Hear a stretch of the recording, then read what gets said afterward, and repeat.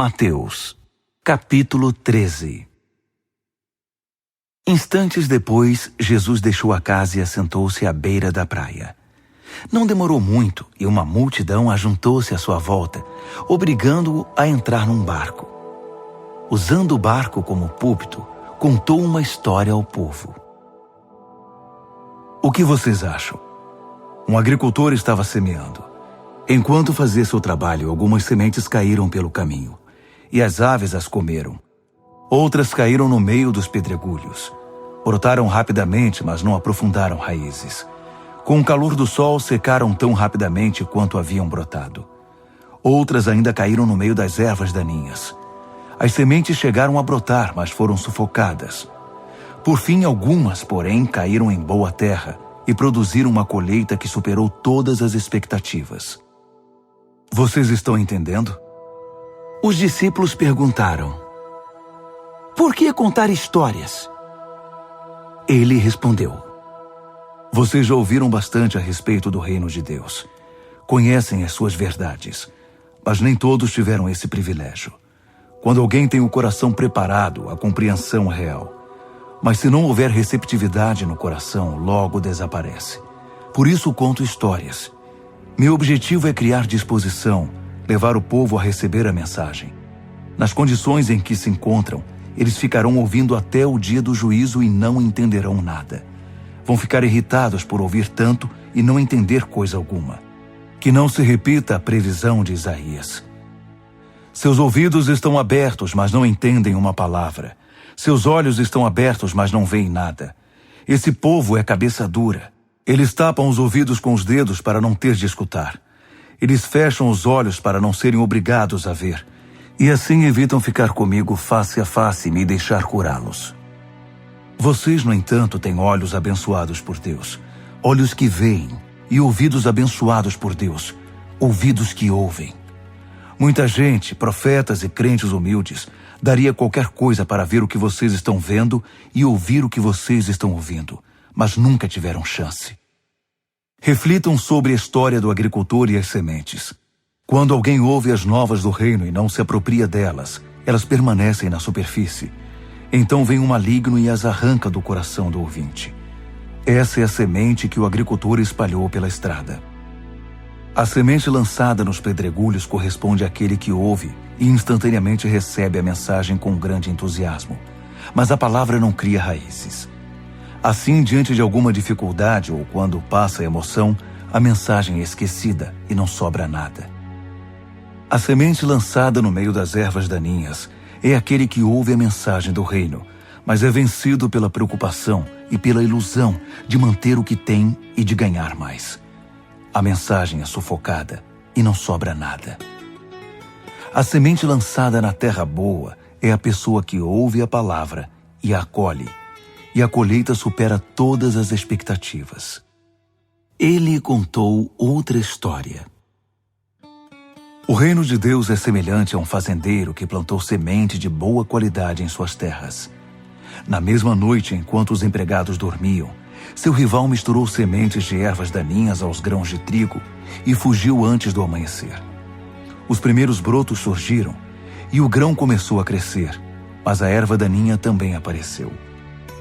Os lavradores perguntaram ao fazendeiro: patrão, se o senhor plantou semente de boa qualidade, de onde veio a erva daninha? Ele respondeu: algum inimigo fez isso.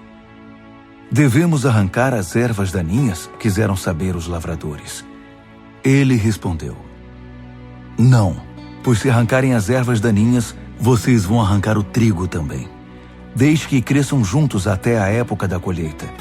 Vão instruir os ceifeiros a arrancar as ervas daninhas e amarrá-las em fardos para o fogo e a juntar o trigo para guardá-lo no celeiro.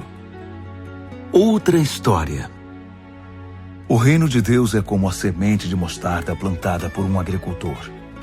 É uma das menores sementes, mas uma vez plantada, germina e cresce tanto que os pássaros fazem ninhos em seus ramos. Mais uma história.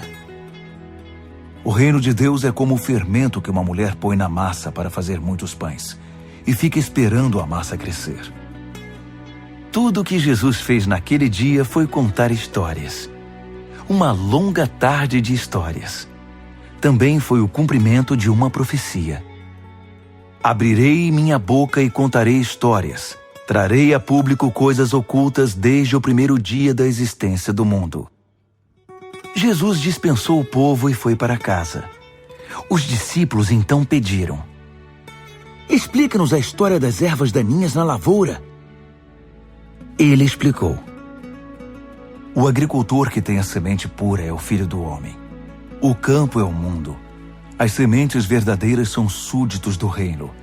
As ervas daninhas são súditos do diabo, e o inimigo que as semeia é o próprio diabo. A colheita é o fim dos tempos, o desfecho da história. Os ceifeiros são os anjos. A cena em que as ervas daninhas são enfeixadas e queimadas faz parte do último ato. O Filho do Homem enviará seus anjos, arrancará as ervas daninhas de seu reino e as jogará no lixo. Será o fim delas. Ainda tentarão reclamar com o céu, mas ninguém as escutará. Ao mesmo tempo, as vidas prontas, santas e maduras, irão adornar o reino do Pai. Vocês estão entendendo? O reino de Deus é como um tesouro escondido num campo por muitos anos, até ser acidentalmente encontrado por uma pessoa.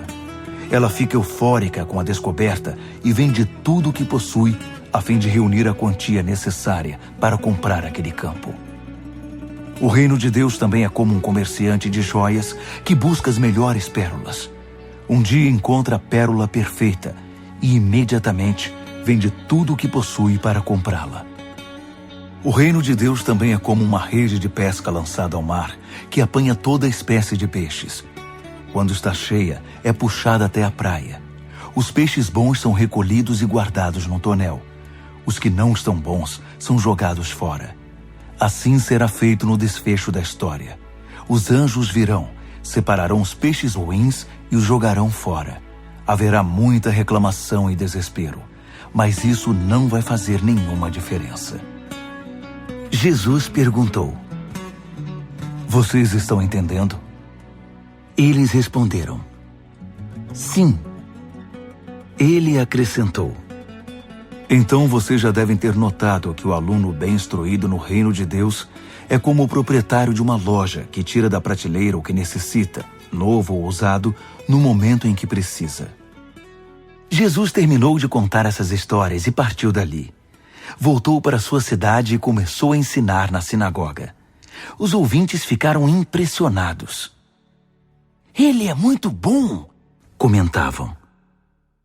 De onde vem tanta sabedoria, tanta capacidade? Perguntavam-se. Não demorou, porém, e já estavam falando mal dele. Ora, nós o conhecemos desde menino, é o filho do carpinteiro. Conhecemos sua mãe Maria e seus irmãos Tiago, José, Simão e Judas. Suas irmãs também vivem aqui. Quem ele pensa que é? E o desprezavam. Jesus observou: um profeta só não é importante em sua terra e em sua família, nas ruas em que brincou quando criança. Por causa da indiferença e da hostilidade deles, não fez muitos milagres ali.